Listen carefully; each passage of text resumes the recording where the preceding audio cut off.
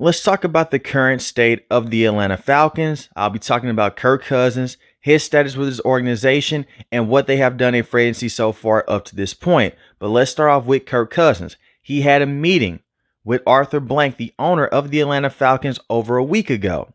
And ownership basically told him, we understand that you want to be a starter elsewhere in the NFL. The Cleveland Browns, they have interest. It's a lot of teams in the NFL. They're willing to go out there and make a trade for Kirk Cousins, but it comes down to the financials. You may see a situation to where the Falcons may have to move on from Kirk Cousins, but they'll still pay 65 to 70% of the contract. You may ask yourself, why are teams interested in Kirk Cousins, who was coming off a torn Achilles injury just a year ago with the Minnesota Vikings? Well, it's because of this.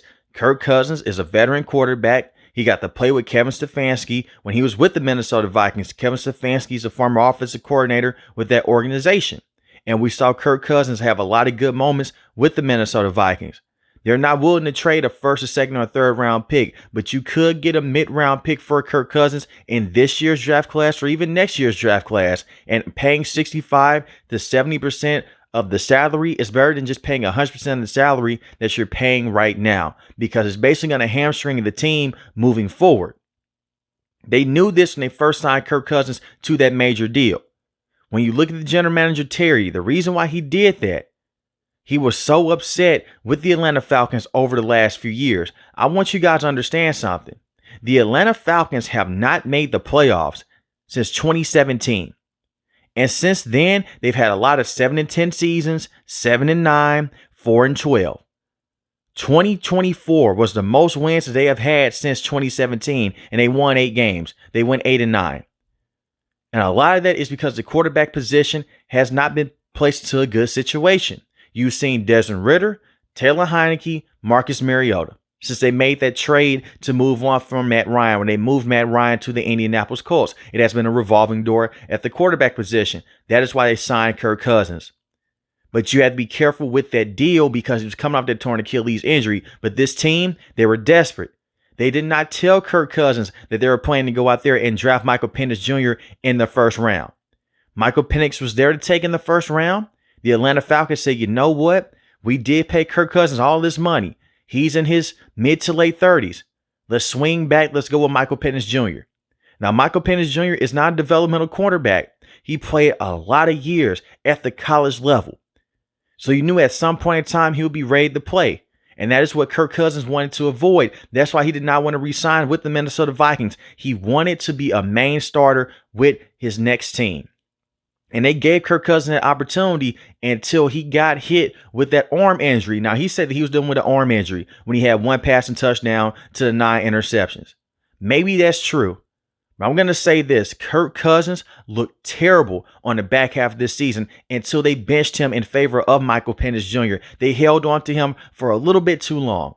And that's on Coach Morris for letting that happen. You have to go out there and push your rookie quarterback into that situation.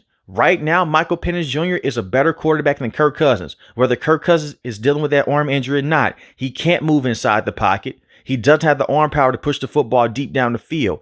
Even within the first weeks of the season, you saw that Kirk Cousins, he was not able to go down there and roll off that back foot like how he was with the Minnesota Vikings before he suffered that Achilles injury. Kirk Cousins was never a top mobile quarterback in the league. We all understand that. But at least Kirk Cousins could work off the play action bootlegs. Coach Robinson had a tough time trying to work around his limitations. Look at that Steelers matchup in week 1. He was getting punched in the mouth by Alex Highsmith and TJ Watt because certain plays they were not comfortable with running, because they did not want him to turn his back to the defense and made him a sitting duck. And as the season progressed, we saw him play better until he suffered that quote-unquote arm injury, I'm taking his word for it, against the New Orleans Saints.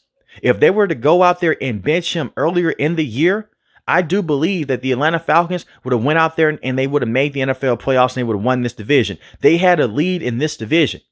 They defeated the Tampa Bay Buccaneers Thursday Night Football, a great game by Kirk Cousins. They beat the Atlanta Falcons, went out there and they beat the New Orleans Saints earlier in the year. And then they went into a downward spiral.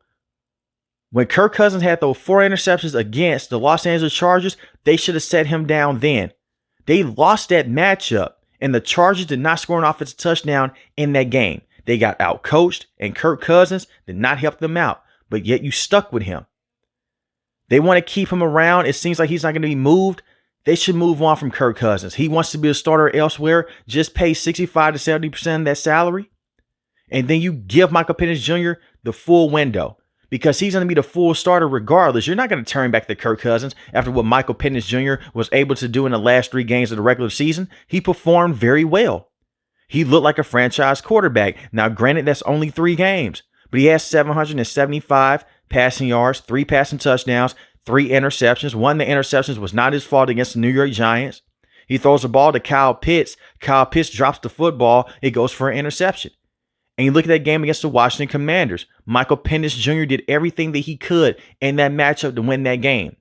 The misusage of timeouts with Raheem Morris, not managing the game very well, that pushed them behind the 8 ball. And I question Raheem Morris a lot because this is not just a brand new head coach. He has head coaching experience before with the Tampa Bay Buccaneers. He's an interim head coach before with the Atlanta Falcons. You can't have those type of mistakes. And the Falcons, they went all in to make the playoffs. But yet again, give them credit. The Tampa Bay Buccaneers, they went out there and they won this division. And you beat the Buccaneers not once, but you beat them twice this year. You beat them twice. Kirk Cousins, some of his best numbers came against Todd Bowles and that defense. So it is time to move on from Kirk Cousins. Let him go to the Cleveland Browns, and he'll be off in a better situation. When I look at the rest of the roster, you're definitely working with something. You went all in. We're trying to put the pieces around Kirk Cousins and also Michael Penix Jr. from what you have done in the past. Remember, this was a team, they were really building the skill position. They would select Kyle Pitts in the first round, the same with Bijan Robinson and Drake London. These are cornerstone players with this entire organization, not just with the offense. Bijan Robinson is a tremendous running back. He was basically placed into a tough situation with Arthur Smith. Arthur Smith was a terrible head coach. You went 7-10 over and over and over again, and he could not develop the quarterback position. So his rookie year, Bijan Robinson did not have the best numbers.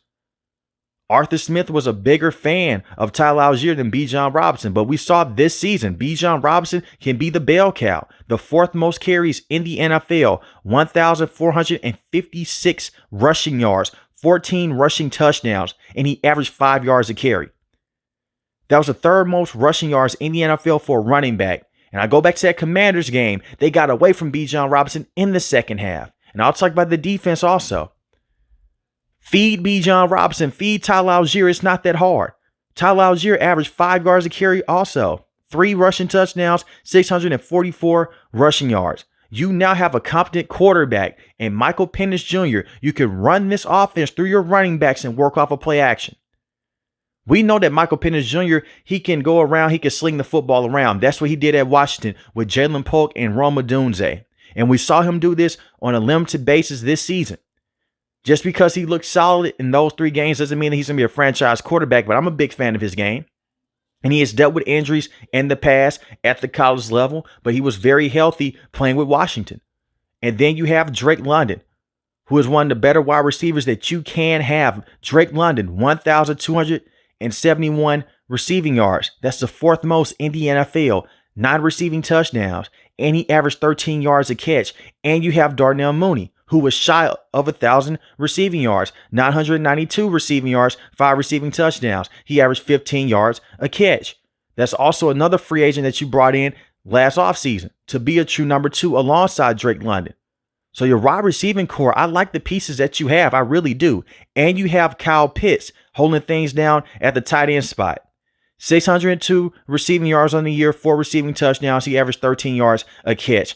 Hopefully, he can continue to be a valuable option at the tight end spot. He has his moments to where you understand why they took him in the first round. Then you'll look at him in certain plays and say, why is Kyle Pitts on the field? He just has to be more consistent. He has to build that rapport with Michael Penix Jr. And to come in his defense, he has had a weird career so far with the Falcons. In year number 1, he had over 1,000 receiving yards. He suffered some injuries with his knee. You had a terrible play caller and a terrible head coach in Arthur Smith. He's never had a great quarterback. Kirk Cousins had good moments this year, but most of that was with Darnell Mooney and Drake London. He had some solid moments with Kirk Cousins, but it wasn't all the way down to the T. He had to play with Marcus Mariota, Taylor Heineke, Desmond Ridder. Those are not ideal quarterbacks. And I look at the situation with Brock Bowers. They have done a great job with the Raiders in his rookie season to make him the main focal point of that offense. I'm not saying go out there every single week and force feed Kyle Pitts, but get him more involved. And I like Coach Robinson as an OC. I do believe one day that he will be a very good head coach in this league. Hell, he may be the next head coach for the Atlanta Falcons if they cannot pull things together with Raheem Morris. I hope that's not the case because I love Raheem Morris as the defensive coordinator for the Los Angeles Rams. And when I look at the offensive line, I do have some concerns here. Even though Michael Penix Jr. can move around, he is not known to be a scrambling quarterback. We all understand this. He is known for being a 5-step quarterback, dishing the football out to his top weapons.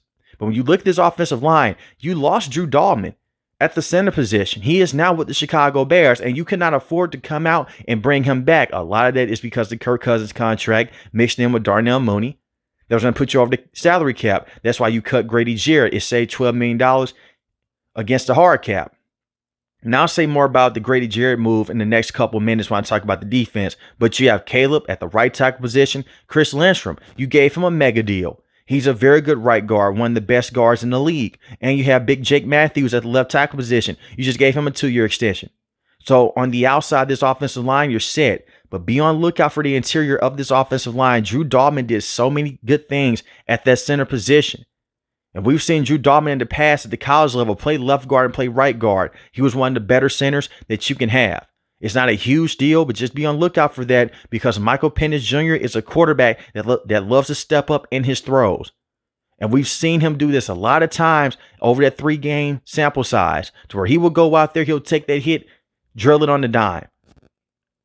The offense, the skill position, it's there with Darnell Mooney, Drake London, Bijan Robinson, Tyler Algier. You're going to be okay. It just comes down to the coaching and can this defense step up. And speaking of this defense, it's more than them just going out there and bringing in brand new defensive players. You're bringing in a brand new defensive coordinator, Coach Brick.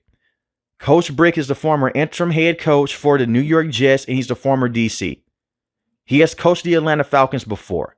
He's better than Jimmy Lake. Jimmy Lake was terrible. Jimmy Lake was horrible. It was so many times throughout the year. You can go back and listen to the recap videos. I was basically begging Raheem Morris, take the play call sheet from this man. If you don't want to fire him, keep him on as a consultant. Do whatever you want to do. Take that play calling sheet and take over defensive duties because they had this team sticking in just straight zone coverage. And then they'll go out there and they'll go into man coverage against scrambling quarterbacks like Jaden Daniels. Now, if you don't understand why that's a big deal, you never want to go out there and play man coverage over and over again against a scrambling threat like a Josh Allen, like a Lamar Jackson, hell, even against Patrick Mahomes. You can run man coverage here and there. The reason why your linebackers, their back is towards the quarterback. It comes down to your defensive linemen. Unless you're blitzing and unless your front 4 or front 5 can get home, you're going to be in some trouble. And we saw this with Jaden Daniels. They could not stop him. He became the leading rusher. And what did Jimmy Lake do to stop it? He did nothing. Then he switches it into zone coverage in the red zone situation. In theory, that's the right thing to do. But at that point in time, it's too late. You made him go. You basically let him go out there and you let him get red hot. He beat you with his legs and he beat you with his arm. We saw what the Philadelphia Eagles did. You're going to have to pick. And they said, we're going to cut off this run game. Beat us over and over again. And with the defensive talent that Jimmy Lake was given, unacceptable for the Falcons this season. They had some okay moments, but they were okay at best with him. They didn't have this top pass rusher. They haven't had a top pass rusher in a very long time since Vic Beasley. Now you go out there, you cut Grady Jarrett. Grady Jarrett has been a very good defensive tackle. Over the span of his career, 10 years with the Atlanta Falcons. He did miss a good portion of time with an ACL injury. But you move on from him. You do have David Onyemata, who is going to be a very good player at the defensive tackle position. He's 32 years old. You have Zach Harrison, defensive end position. He only had 1 sack on the year. He's 23 years old. But you go out there, since you cut Grady Jarrett, saved up some money, you bring in Leonard Floyd. He just got cut by the San Francisco 49ers. Do I expect for him to be an edge threat like a Max Crosby or TJ Watt? No. But he's going to come in and give you something coming off the edge. And you can bring back Matthew Judon. There you go. Solid edge rushers. It's better than nothing. Is it a great edge rushing situation? No, that's why you should still draft the edge rusher in the first round. Please do that. But adding in these veterans, it can help you out. Look at what happened against the Kansas City Chiefs earlier in the year. If you remember that game, Matthew Judon made some special plays in that matchup. Justin Simmons had a big-time interception. You have to depend on those veteran players. Just because you're getting younger at a certain position doesn't mean that you can't still bring in some veterans. And we saw the Falcons do this. Free agency can last all the way up to the regular season. You can still pick guys out of the fields. And I like what they have done at the safety position. You brought in Jesse Bates a couple of years ago in free agency when he left the Cincinnati Bengals. He's been one of the best safeties to have in all of football. That's another pickup. That's another great signing. So when I looked at the general manager, he had a huge blunder with Kirk Cousins. I emphasized that. I understand where he was coming from. I don't think that you should fire him because of that miscue, because you've done so many other great things. At least he made up for that mistake. He drafted Michael Penix Jr. in the first round. He was trying to tell Arthur Blank, look, man, just because we signed Kirk Cousins doesn't mean that he's going to be the guy long term. We just have to go out there and we need to bring in a young quarterback. And let's see if we have something. They took a swing at the quarterback position. It seems like that they may have hit on something with Michael Penix Jr. But the defense has to step up, especially against the run. For the first half of the season, they were terrible against the run. They were terrible against scrambling quarterbacks. With Coach Brick, hopefully he brings over an edge to stop the run and to get to the quarterback. And you have Arnold Ebiketie, 6 sacks on the season. The pressure rate was one of the highest pressure rates with the Atlanta Falcons. There you go. Have a rotation of players. If you're not going to have that star pass rusher, not too many teams have a Myles Garrett, a TJ Watt, or a Michael Parsons. Only 5 to 6 teams have those type of players. The other teams that can get to the quarterback on a consistent basis, they have a rotation. Give them different looks with different fronts. Jimmy Lake did not give you that. Hopefully Coach Brick can. And on the back end of your defense, I like your secondary. Like I mentioned with Jesse Bates, AJ Terrell. When I look at Justin Simmons, it's going to be very interesting. Do you want to bring him back or not? He's behind his prime. He was a solid safety this year. Nothing to ride home about. He was better off with the Denver Broncos than he were this year with the Falcons. But it's nothing wrong with wanting to bring him back and mixing him in with a younger player. You could bring in another cornerback, but this is the one thing with the Atlanta Falcons. You didn't give up a draft pick to get Kirk Cousins. He was a free agent. Now, if you gave up a first or a second round pick, we're talking about something different here. But you have your draft picks going to the first round. Get a defensive player. Get an edge rusher. Going to the second round. Get an offensive lineman to go out there and basically to replace Drew Dalman. Draft the young players. Let them develop, because I look at this division. And this is not one of the toughest divisions in all of the NFL. We all understand that. We know that. The New Orleans Saints right now, I hate to say it if you are a Saints fan, they still have Derek Carr. They're keeping on that older talent that they have. This upcoming season may be a missed season for the Saints, but you can't count them out. The Falcons are going to be in that conversation to win this division, but it's the way that you lost against the Carolina Panthers. You should never lose that way ever again. By them just running the football down your throat over and over and over again. And you look at the Tampa Bay Buccaneers. We'll see what happens, but they have won this division every single year since they first acquired Tom Brady, and they've been on a roll since then. Something has to give for the Falcons, but to go on 7 years straight without a playoff appearance is absurd. But let me know in the comment section below, how do you feel about the Atlanta Falcons? And do you think that they can finally get it right this offseason? And we have a long ways to go. We have more weeks of free agency. We have the NFL draft. I will do a full recap of every single team leading up to the NFL draft and after the NFL draft.